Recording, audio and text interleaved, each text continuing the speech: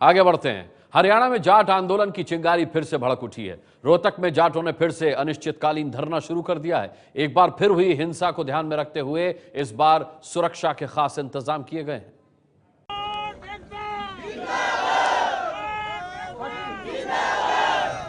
रोहतक में फिर जम गए हैं जाट आंदोलनकारी। आज सुबह से ही आरक्षण की मांग लेकर जाटों का पहुंचना शुरू हो गया।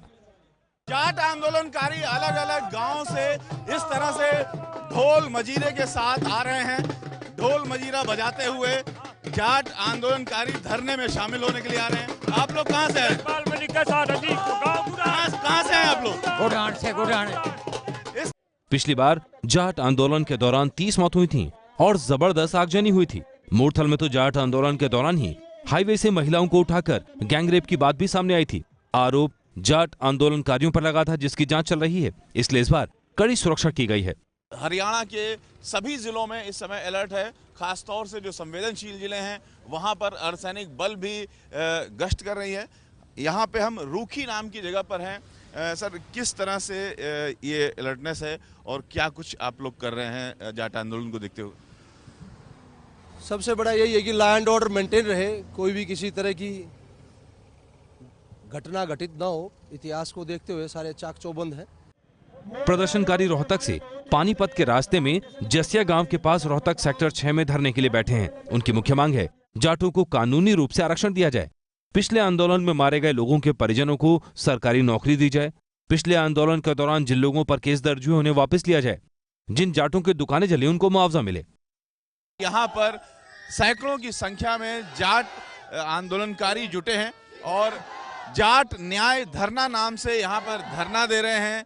किस तरह से आप लोग इस आंदोलन को फिर से शुरू कर रहे हैं? हम फिर से शुरू कर रहे हैं इस आंदोलन को। हमारी मांगे जो फरवरी में खट्टर सरकार ने पूरी नहीं की, आश्वासन देकर उठाए थे, और ये धरना शांतिपूर्वक रहेगा। अगर सरकार पिछली तरह हमारे साथ हिंसा करेगी तो उसका जवाब हिंसा से भी देंगे, लेकिन हम अपनी तरफ से शुरुआत नहीं करेंगे। जाट धरने में सैकड़ों लोग शांति के साथ बैठे हैं। खाने पीने का भरपूर इंतजाम है। खाने वाले लोग हैं। एक तरफ तो धरना चल रहा है जिसमें सैकड़ों की संख्या में लोग बैठे हुए हैं।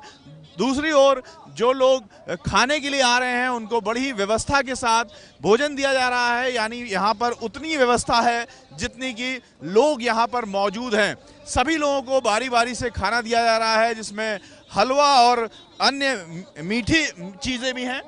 यहाँ पर जाट आंदोलनकारियों का कहना है कि हमें आरक्षण का जो वादा किया गया था वो जब तक पूरा नहीं किया जाएगा तब तक हम यहाँ से नहीं हिलेंगे।